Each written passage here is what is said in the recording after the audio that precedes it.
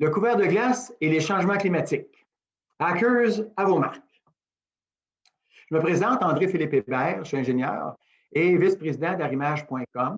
Je suis président de l'OBV-RPNS, un organisme de bassin versant, et bénévole dans plusieurs associations qui veulent protéger et sauver l'eau. Je suis retraité de la Ville de Montréal depuis 11 ans et je mesure la glace sur le lac Laurel depuis 2014, 10 fois par année, pour connaître l'épaisseur effective et je la transmets à une centaine de personnes pour assurer leur sécurité. L'énoncé de l'enjeu aujourd'hui, c'est que notre expérience terrain nous a démontré l'importance du couvert de glace pour les nombreuses activités sociales, municipales et récréatives qui en dépendent. Au fil des années, nous avons observé avec nos échantillons de glace que les changements climatiques l'affectent grandement le couvert de glace avec de nos plans d'eau et notamment sur la rivière des Mille-Îles. Prévoir et contrôler sans risque la capacité portante de la glace pour assurer la sécurité lors de ces activités devient primordial. De plus, nous aimerions développer des outils pour mesurer l'impact des variations du couvert de glace sur la faune, sur la flore aquatique et la qualité de l'eau, et ainsi mieux comprendre l'impact des changements climatiques.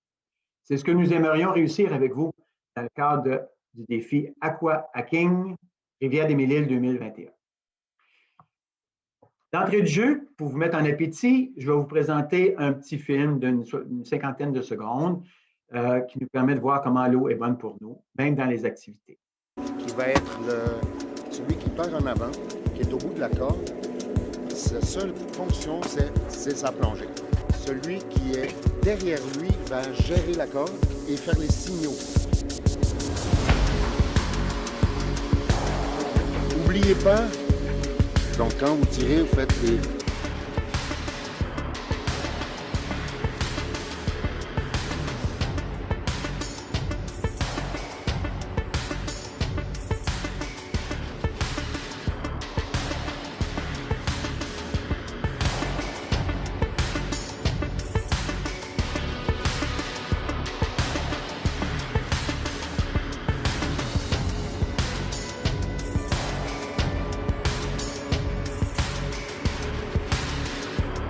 En effet, l'épaisseur semble diminuer au fil des années, ce qui a une incidence sur l'accessibilité, les activités hivernales, la sécurité et les écosystèmes.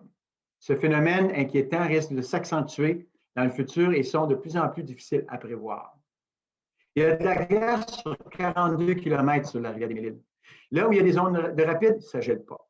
Il y a des fluctuations de débit dans la rivière. Le parc de la rivière des Mille-Îles, c'est un refuge faunique.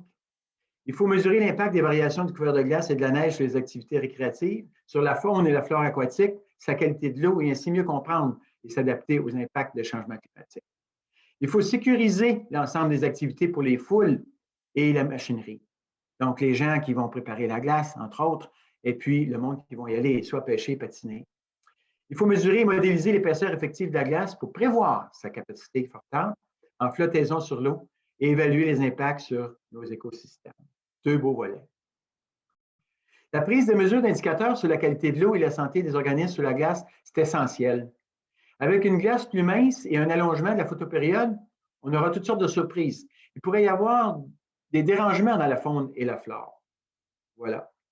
Puis du côté de la capacité portante, on travaille toujours avec la formule de Gaulle qui a été trouvée en 1971. Elle est très bonne.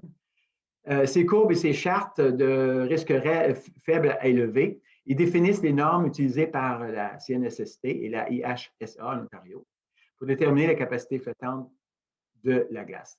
La glace, c'est comme un radeau.